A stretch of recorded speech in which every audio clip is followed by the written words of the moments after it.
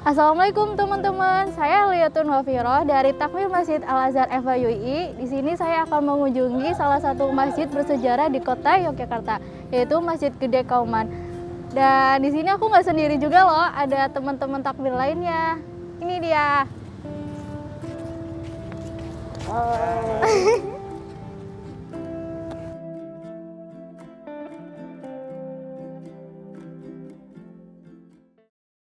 Assalamualaikum Ustadz.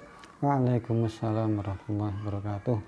Kami dari Takmir Masjid Al-Azhar, Fakultas Hukum Universitas Islam Indonesia ingin silaturahmi dan pengen tahu tentang Masjid Gede Kauman ini Ustadz. Namun sebelumnya perkenalkan kami dari Fakultas Hukum. Saya sendiri namanya Maharus Ali dan teman saya Andrea Nurmansyah. Ya.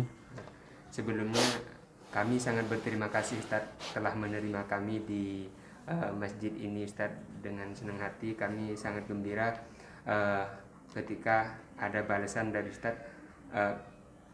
Ternyata kami sangat diterima di masjid ini Ustadz. Tentu kedatangan kami dari Masjid Al-Azhar Fakultas Hukum Universitas Islam Indonesia sedikit penasaran tentang seperti apa itu Masjid Gede Kauman dan kegiatannya seperti apa, sejarahnya seperti apa. Nah, dari keingintahuan kami, makanya kami berniatan untuk mewawancarai Ustadz di masjid ini Ustadz. Ya. Untuk yang pertama Ustadz, mohon maaf karena boleh ini dibuka Ustadz. Silakan. Soalnya kurang afdal Ustadz. Untuk yang pertama Ustadz, berkaitan dengan sejarah Ustadz, seperti apa kira-kira sejarah dari Masjid Gede Kauman ini Ustadz? Ya, sejarah Masjid Gede Kauman. Jadi Masjid Gede Kauman itu didirikan atas perintah Sri Sultan Hamengkubuwono I waktu itu, beliau sebagai sultan pada tahun 1773. Pembangunannya dimulai tepat pada hari Senin tanggal 29 Mei 1773. Ya, itu sebagai rentetan bagian dari pengerjaan keraton. Karena Masjid Gede dan keraton itu tidak bisa dipisahkan. Sebagai sebuah negara Islam, maka selain harus punya kerajaan, kerajaan juga harus ada masjid kerajaan, masjid kesultanan. Di mana-mana juga begitu. Nah, maka kemudian 18 tahun setelah ditandatangani perjanjian Giyanti 1755, kemudian 1756 terus Sri Sultan mulai membangun keratonnya. Nah, 1773 disusul dengan Sri Sultan membangun masjidnya ini. Nah, tepatnya di sebelah baratnya keraton. Sebagai kepala pimpinan itu pembuatan masjid, maka ditunjuk namanya Kiai Fakih Ibrahim. Itu beliau adalah kepala ini proyeknya sekaligus arsitekturnya. Kemudian arsitekturnya adalah namanya adalah Raden Mas Wiryokusumo. Itu adalah arsitektur pembuat masjid itu. Beliau adalah masih saudara dari Sri Sultan Hamengkubuwono I waktu itu. Yang diberi tugas untuk mendesain bentuk masjid gede ini, dan kemudian ya dibangunlah. Kemudian tahun 1776 itu selesai membangun bagian utamanya, bagian dalam masjid. Nah, kemudian disusul dengan membangun bagian serambinya masjid gede itu. Ya, jadi seperti itu kira-kira Pak. Berarti Masjid Kauman ini termasuk masjid salah satu yang tertua di Yogyakarta atau yang paling tertua Ustaz? Ada masjid yang lebih tua, di masjid di Kota Gede itu lebih tua lagi karena itu sejak zaman Mataram 1600-an itu di Kota Gede sana lebih tua dari Masjid Gede ini. Nah, ini teman-teman salah satu yang menarik itu dari masjid ini adalah perbedaan dari arsitekturnya dengan masjid-masjid yang lain. Kira-kira perbedaan ini Ustaz, kan biasanya kalau di masjid yang lain itu ada kubah dan sebagainya Ustaz. Ya. Tapi untuk Masjid Gede Kauman ini itu tidak ada. Kira-kira seperti apa keunikan arsitektur dari ini Ustaz? Bisa dijelaskan Ustaz? Bentuk Masjid Gede sendiri,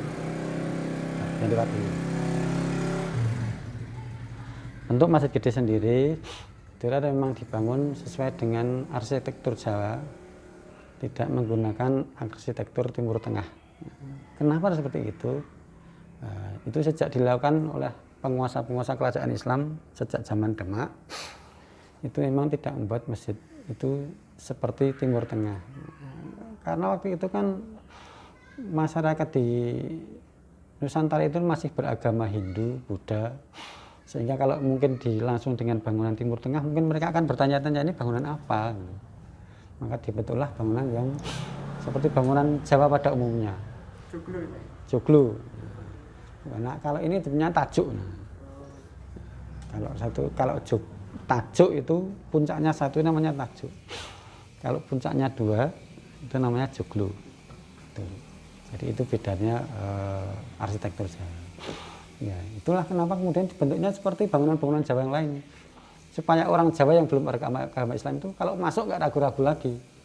Mereka akan dengan sukarela masuk, ini bangunan apa sih? Maka mereka akan ketika diajak masuk, mereka masuk dengan sukarela. Karena mereka nggak tahu kalau itu sebenarnya masjid. Nah itulah. Kemudian tidak ada kubahnya. Kubah itu kan bangunan Timur Tengah. Ya. Bangunan Timur Tengah, ya Kesultanan ingin mencirikan bahwa inilah Jawa. Jadi orang Islam itu tidak harus menjadi orang Arab. Nah, jadi jadilah orang Islam, bukan orang Arab. Meskipun mereka sangat menghargai orang-orang Arab. Dibuktikan dengan para wali ulama, keulamaan di Jawa itu pasti pakai surban itu. Tidak ada pakai yang lain. Itu membuktikan bahwa mereka tetap meskipun Jawa, tapi mereka tidak menghilangkan kecintaan mereka terhadap asal muasal agamanya. Tidak ada kubah yang seperti Timur Tengah, tapi kubahnya berbentuk ya seperti itu, gada seperti itu. Ya, gada itu kan simbol angka 1, itu tauhid. Inti dari agama Islam itu adalah tauhid. Itulah kenapa tidak memakai kubah. Nah, itu. Berarti ada maksud tertentu ya Ustaz dari dibuat arsitektur yang seperti ini dengan dakwah-dakwah Islam di masa dahulu gitu Ustaz? Iya, memang ya masyarakat Jawa itu kan biasanya orang-orang ulama dahulu, orang-orang terdahulu itu kalau memberi pelajaran kepada orang Jawa itu dengan filosofi. Filosofi itu bisa berupa ukiran, bisa berupa kalimat, bisa bentuk seperti itu. Nah, itulah masyarakat Jawa memberi pelajaran seperti itu. Meskipun di kemudian hari seiring dengan lunturnya pengetahuan mereka tentang filosofi itu, banyak yang kemudian hanya sekedar bentuknya seperti itu aja. Maknanya kan arsitektur ini mengandung filosofis yang menjadi suatu daya tarik masyarakat Jawa terhadap dunia Islam itu secara simbol dan agamanya itu. Kalau di dalam masjid itu benar-benar ada tempat khusus untuk Sri Sultan dan para pengawal dan keluarga, Pak. Ya. Nah itu apa sih? Oh ya, memang ada di dalam Masjid Gede itu ada kalau ruangan utamanya ya itu semua warnanya sama, warna kayu alami, kecuali 3 tempat.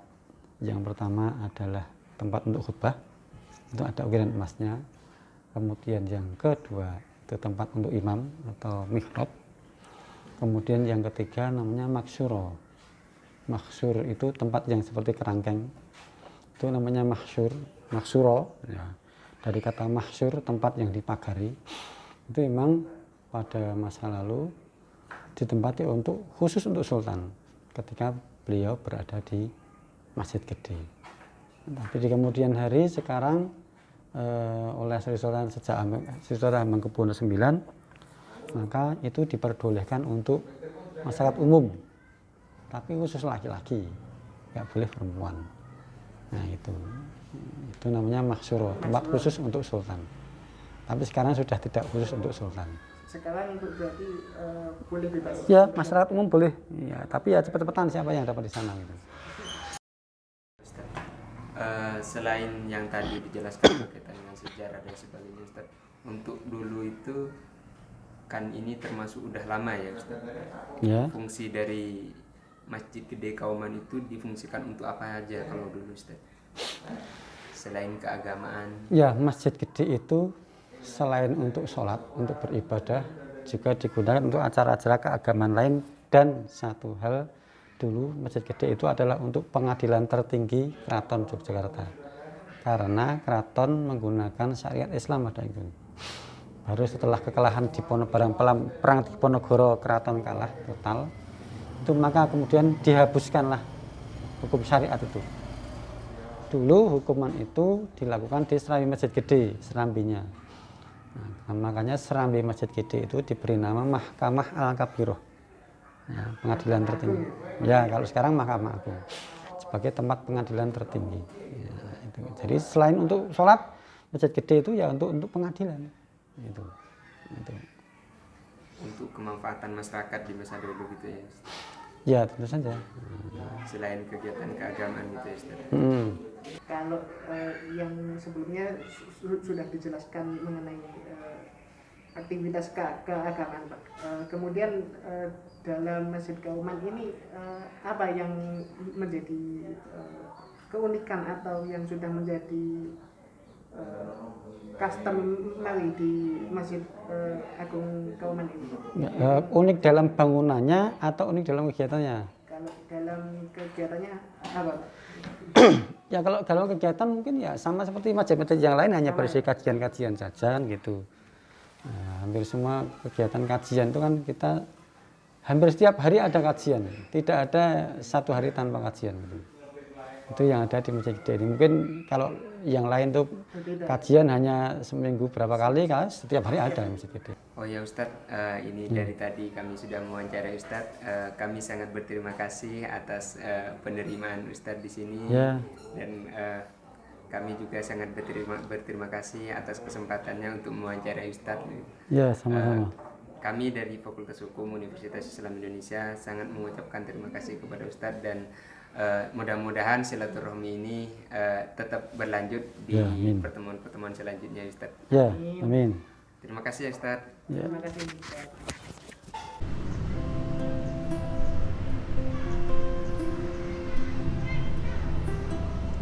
Oh